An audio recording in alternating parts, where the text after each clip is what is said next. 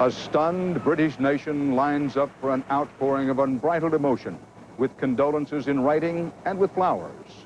While in Paris, the investigation of the car crash that killed Princess Diana takes a new direction. Prosecutors now say that based on the driver's blood alcohol level, he was intoxicated. This is the CBS Evening News, with Dan Rather reporting tonight from London. Good evening. The investigation into the sudden death of Princess Diana in a car crash took a sudden turn today. Police say the blood alcohol level of the driver behind the wheel in Paris early Sunday morning was more than triple the legal limit, and the driver may have been going more than 120 miles an hour. Our coverage of the death of a princess and the outpouring of emotion here in Great Britain and beyond begins with CBS's Vicki Mabry and the new information in Paris. Vicki? Dan, tonight the investigation is shifting from the paparazzi to the driver who was killed in the crash.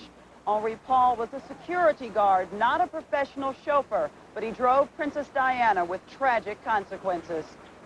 The prosecutor's office made it official today. Henri Paul's blood alcohol level was 3.5 times the French legal limit. Though France has the strictest drunk driving laws in Europe, toxicology tests show Paul had consumed the equivalent of an entire bottle of wine before taking the wheel. He was called on to drive the princess, her companion Dodi Al-Fayed, and their bodyguard that night because Al-Fayed's regular chauffeur was sent ahead in a decoy vehicle to throw paparazzi off the trail. Speed also may have been a factor. One eyewitness reported that the car was flying by, and police sources say the speedometer was frozen at 121 miles an hour. The speed limit in the tunnel is 30. The force of the impact gives some indication of the speed. As it veered out of control, the car slammed into a concrete center column, bounced off, spun across 2 lanes, and crashed into the far wall. 2 American tourists passing the scene shot these photographs before rescue workers arrived. The pictures show nearly a dozen onlookers, some carrying professional cameras, surrounding the demolished sedan. We could see 1 or maybe 2 police officers who were just walking around. There was no terrible sense of urgency about it. Did it look like anybody was trying to help the victims in the car? Well, there was people around the car, but I think it was something like they might have been trapped. They couldn't do anything. Looked like they were baffled. Everybody was milling around like, you know, and just walking around in sadness, I imagine. It was terrible. Something to see. I wouldn't, you know, I don't ever want to see that again. The pictures obtained by CBS News clearly show photographers standing by, not assisting the injured. 7 photographers were arrested at the scene, their film and motorbikes confiscated. They remain in jail tonight as investigators decide whether to charge them either with manslaughter or failing to assist the victims, or to release them. A doctor who stopped immediately after the crash said 2 people were already dead, so he worked on the unconscious princess. She was bent over, thrashing around, gesticulating all over the place, Dr. Frédéric Meyers says. I helped her breathe with an oxygen mask. The key person police want to question is Trevor Rees-Jones, the only survivor, but he remains in intensive care, unable to say exactly what happened that night. Dan? Thanks, Vicki. Now, as Vicki Mabry reported, by the numbers, the driver was 3.5 times over the legal drinking limit. But how much is that? And how do the numbers translate into a driver's judgment and behavior on the road? CBS's John Roberts has been investigating that part of the story. What would it take to get to that level for the average person?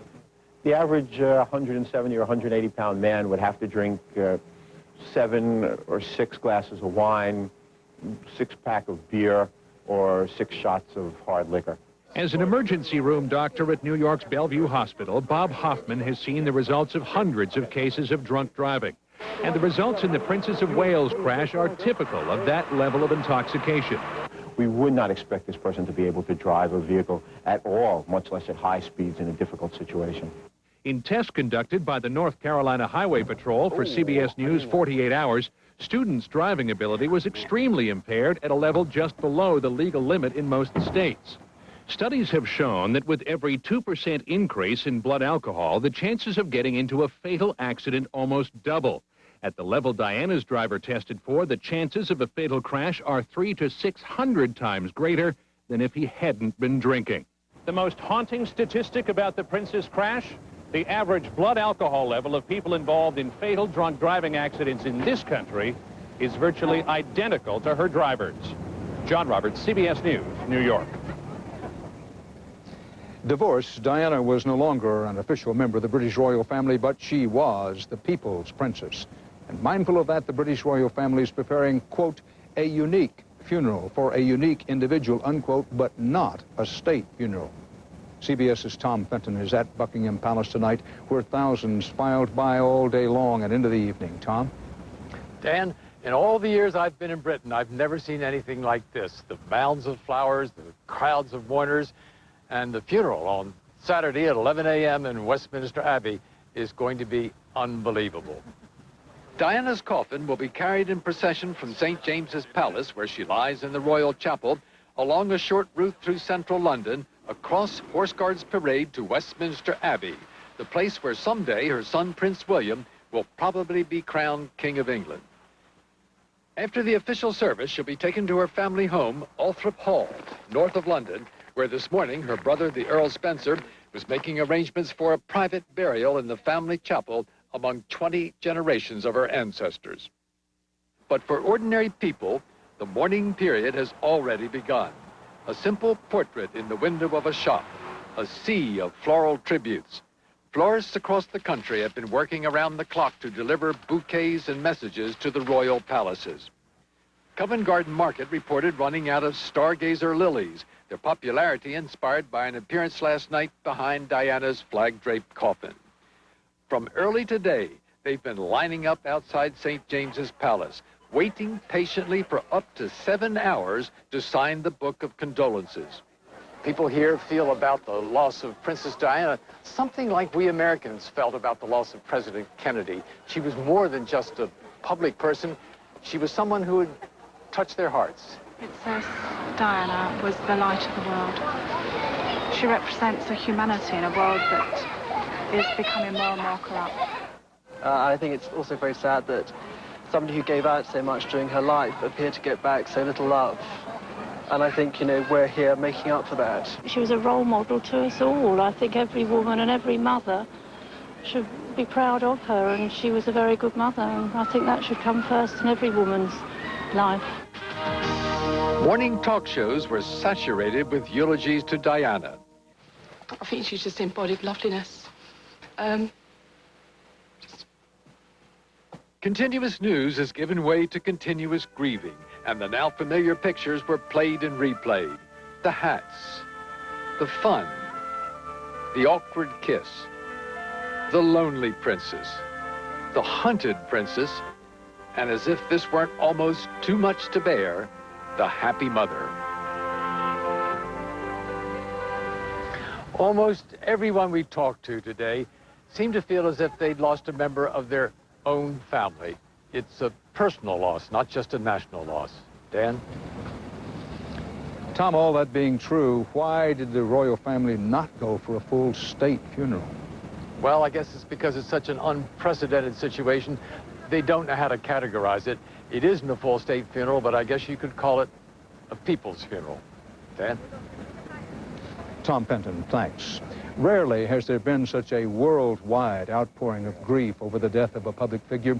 Americans lined up today at the British consulate in New York to pay respects. President Clinton has decided not to attend the funeral. The U.S. delegation will be led either by Mrs. Clinton or Secretary of State Madeleine Albright.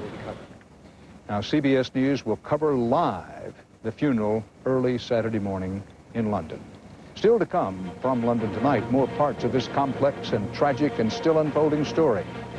The much-debated role of the photographers pursuing the car, Diana's children, how to cope in a troubled family, and the family of Diana's new romantic companion, high publicity and wealthy Egyptians. All that coming up as CBS continues our coverage of the death of a princess on the CBS Evening News from London.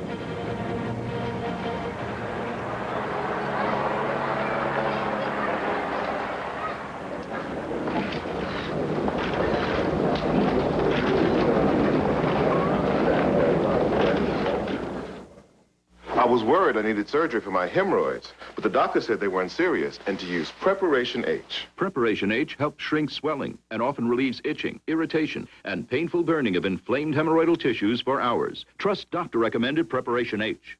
Fibercon or Metamucil, both have fiber for regularity, but I like Fibercon better. Same natural action of fiber, but only Fibercon contains calcium. And with Fibercon, I get my fiber in 2 caplets. Fibercon, fiber and calcium in a convenient caplet. I guess I've been bringing the office home with me, because lately I've had some pain at night, and I just couldn't get to sleep. And then I'd worry about taking something. I mean, I'm at work pretty early, you know. How would I feel? But then I tried Tylenol PM. That's something I can trust. Well, the Tylenol PM stopped my pain. It helped me sleep. Next morning, I'm up and out and ready for my day. Nothing like a good night's sleep. Rest easy. It's Tylenol PM. Another shortcut to small business success. Let Mailboxes Etc. be your business address. We'll receive your mail and deliveries, giving you more freedom to go out and expand your empire. Mailboxes Etc., making business easier worldwide.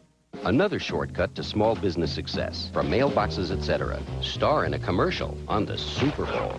You'll get national exposure plus $10,000. It's the See Your Small Business on the Super Bowl search. Enter now at Mailboxes Etc. Amid the many questions tonight, the type and performance of the vehicle involved in the fatal crash. An S-Series Mercedes billed as among the world's safest automobiles. It was a 1994 Model 280, not sold in the U.S. All Mercedes in the S-Series have front seat airbags and an automated system to help correct for skids and sudden evasive maneuvers. But the specifications also contain this warning, quote, "No system can repeal the laws of physics or overcome careless driving." The results in this crash were clear and horrific. As CBS has reported, the driver was allegedly, quote, criminally drunk under French law and driving at high speed. Unknown if and how this will change public anger at the photographers in hot pursuit at the time of the crash and anger at the sleazy media moguls who paid them. While the official crash investigation appears to be shifting toward drunk and high-speed driving as the cause, CBS News correspondent Richard Threlkeld reports there is still a great deal of anger over the actions of the press.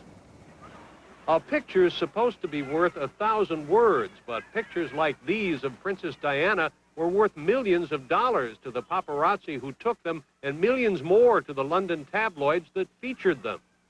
Was the photo frenzy over Diana a factor in her death? Her brother thinks so. I would say that I always believed the press would kill her in the end. But not even I could imagine that they would take such a direct hand in her death, as seems to be the case. Whatever the official verdict, the paparazzi in particular and the press in general have already been tried and convicted of responsibility for Diana's death in the court of public opinion.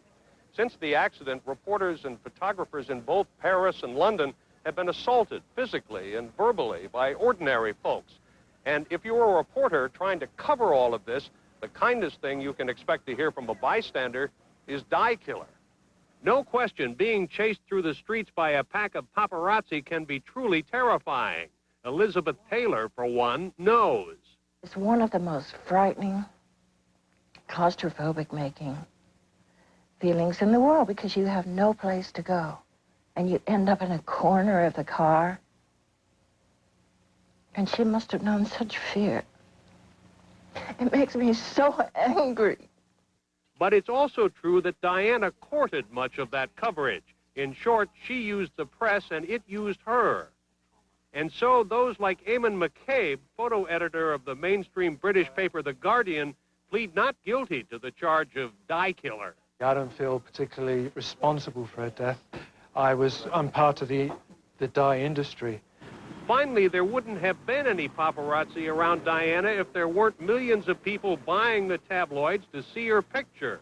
And today in central London, the tabloids, which were, of course, all about Diana, quickly sold out. Richard Threlkeld, CBS News, London. Caught up in the high publicity celebrityhood along with Diana was her new companion, Dodi Al-Fayed. You will see and hear his story when the CBS Evening News continues from London.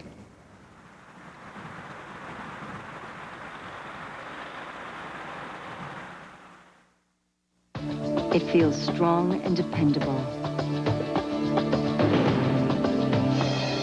but also exhilarating and unexpectedly fresh. Fix-It and Fresh. A stronger, longer hold. Combined with a crisp, cool sensation. Dependable, yet refreshing. One great combination. Fix-It and Fresh, and forget it.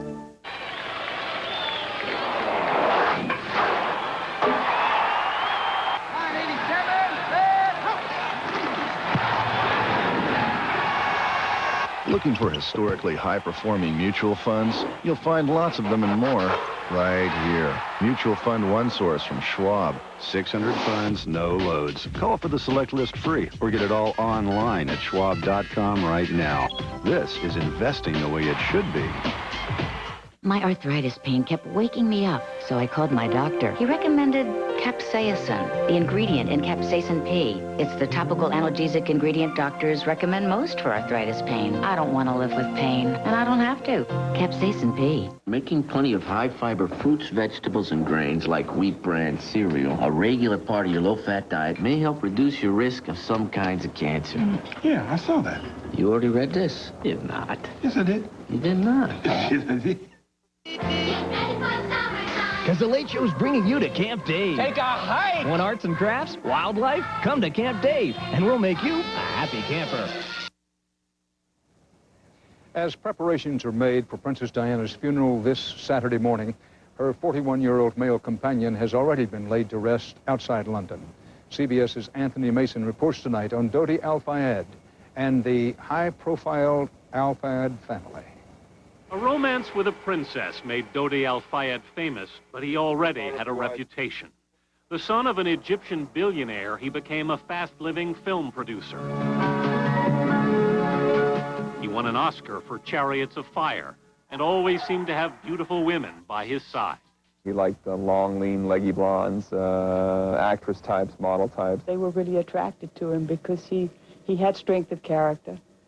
And he had charm. Pat Kingsley was Al-Fayed's American publicist. He was a gentle person, extremely generous, very unlike his father in many ways. His father, Muhammad Al-Fayed, is the flamboyant Arab entrepreneur who bought that British institution, Harrods Department Store.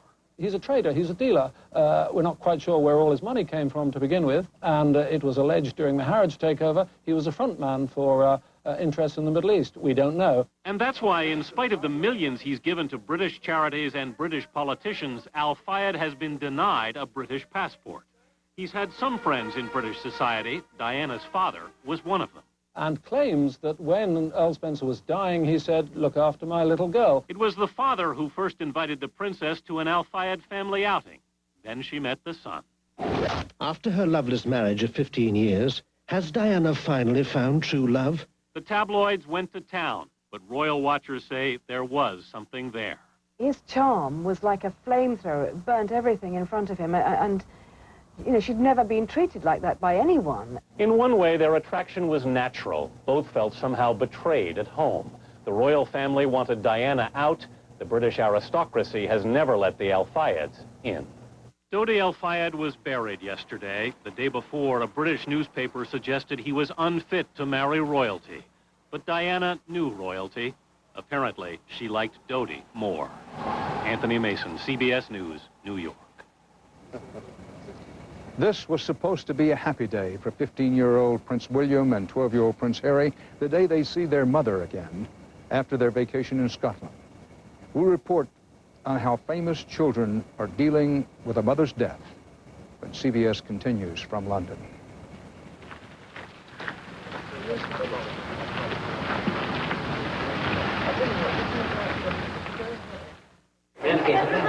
One slice, Tony. You got it. Bayer can relieve arthritis inflammation. Tylenol can't. And taken regularly, Bayer can help save your life. Just ask your doctor. Bayer, powerful pain relief and so much more. Life's an adventure because you're over 50 and still exploring. So take the Centrum made just for you, Centrum Silver. With age-essential nutrients specially adjusted to keep pace with your changing nutritional needs. Centrum Silver, it's a great time to be silver. When you have heartburn, indigestion, and pain, these won't give you complete relief. For your worst symptoms, none of these will give you fast relief. Problems this bad need the 100% solution. Alka-Seltzer, the only one with effervescent power to speed relief, plus the medicines to relieve all your symptoms. Don't settle for some relief. Get the 100% solution, Alka-Seltzer. And try the best-tasting Alka-Seltzers ever, cherry and lemon lime.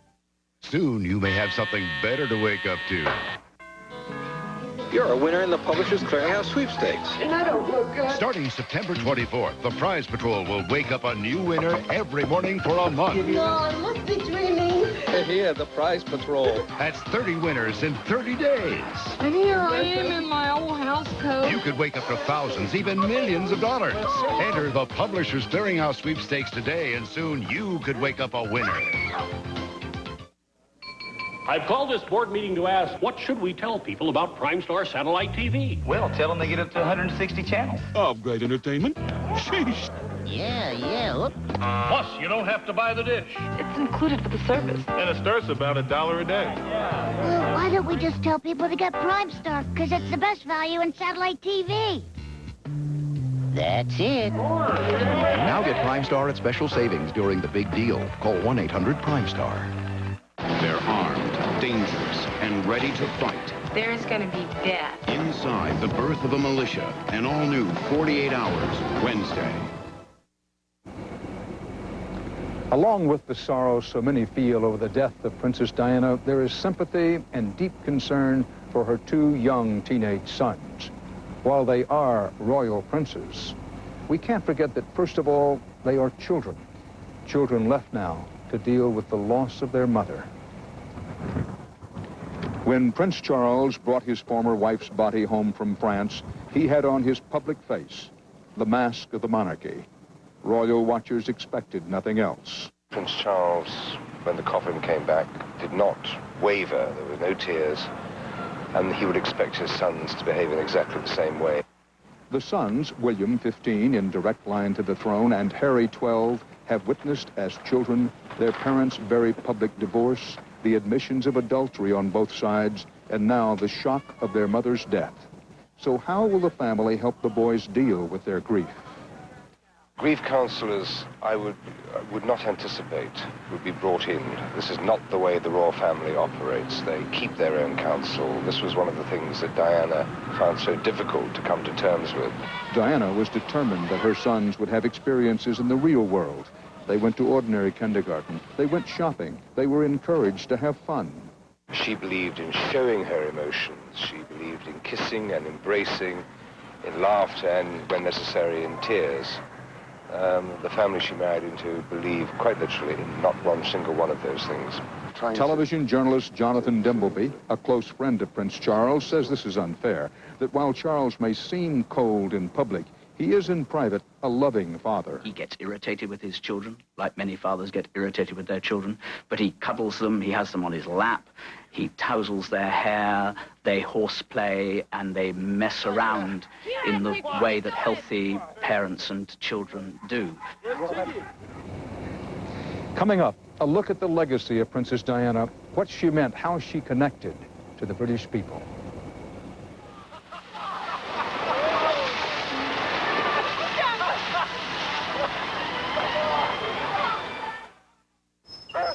You know, meat's a dog's natural food. And when was the last time you saw a dog grazing in a field? Dr. John Hamill, veterinarian and top breeder. Meat's what they love. So that's why I feed mine Pedigree, the #1 meat dog food in America. It's 100% complete and balanced, and a great source of quality protein. My dogs love it. I couldn't see myself feeding my dogs anything else. Developed with the vets at the Waltham Center. Pedigree, recommended by top breeders. Another shortcut to small business success. Let Mailboxes, etc. pack and ship for your business, and there'll be more time to land that humongous new account and celebrate with your loyal staff. Mailboxes, etc., making business easier worldwide. Another shortcut to small business success. From Mailboxes, etc. Star in a commercial on the Super Bowl. You'll get national exposure plus $10,000. It's the See Your Small Business on the Super Bowl search. Enter now at Mailboxes, etc. In clinical studies, A leading pain medicine significantly reduced minor arthritis pain, increasing range of motion and flexibility. You may be surprised. The medicine in these studies wasn't a pill. It was Bengay. And now, when you use ultra-strength Bengay for your aches and pains, you get the heating power of 3 pain relievers to help you feel better and move better. Ultra-strength Bengay, medicine for your moving parts. Making plenty of high-fiber fruits, vegetables, and grains like wheat bran cereal a regular part of your low-fat diet may help reduce your risk of some kinds of cancer. Yeah, I saw that. You already read this? Did not. Yes, I did. You did not. Yes, I did. It's a little pill to fight gas. It's fast. It's concentrated. It's powerful. It's a soft gel with no taste. Try extra strength Gas X soft gels for great tasting chewable tablets.